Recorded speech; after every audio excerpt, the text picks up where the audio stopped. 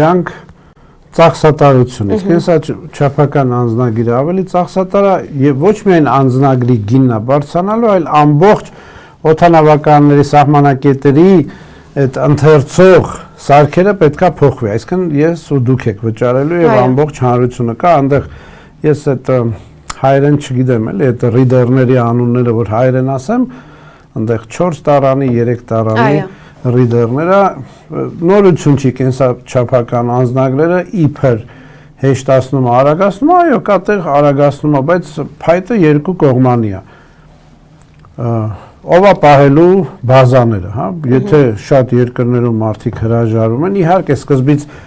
լինելու է ոչ իմպերատիվ, ասելու են ով ուզում է թող փոխի, հետո դարձնելու են իմպերատիվ։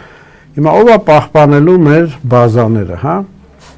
ու նրանք կենսաբանական անձնագրերը այսօր չունեն այն պաշտպանելիությունը, որ 2-3 մետրի վրայից ձեր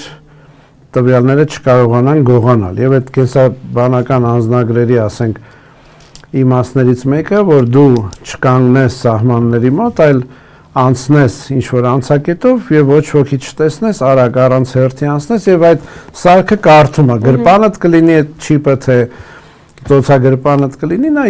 բայց այդ նույն հնարավորությամբ, ասենք, հանցագործները կարող են 2-3 մետրի վրայից կարդալ ձեր տվյալները եւ վերցնել։ Եվ բազան, ում մոտ է պահվում այդ բազան, հա, որ երկրի, մեր սերվերների վրա է, ով է մեզ տալիս այդ սերվերները, արդյոք մենք պատրաստ ենք մտնել այդ մարդկանց տալ, մենք լավ գիտենք, քանի հասարակական կազմակերպություններ չհասկանալով սահմանամերձ ինֆորմացիային ուղարկում, իբր Անգլիա, բայց Անգլիան ում էր տալիս, մենք կարանք հասկանանք, գուշակենք, նույնն էլ այստեղ ում ենք տալիս մենք այս տվյալները, մեր սերվերները, մեր տեխնոլոգիան չի, նախ այդ չիպը մեր տեխնոլոգիան չի, կարող են մեզ GPS-ով գտնել, ոչ, այսօրվա չիպերը չեն կարող GPS-ով քո տեղը գտնել, բայց քո ամբողջ ինֆորմացիան գնում է, էլի եմ ասում, ծախսատար սահմանների վրա, այսօր այդ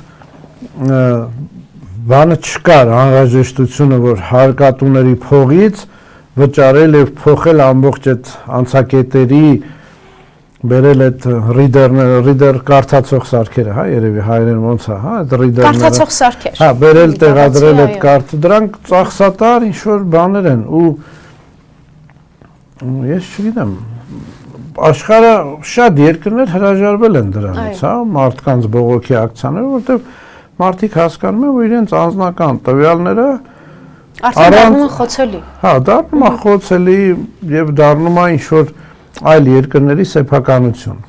Ես չեմ ուզում, որ իմ անձնական տվյալը կամ իմ ընտանիքի անձնական տվյալները այլ երկրի սեփականություն դառնան։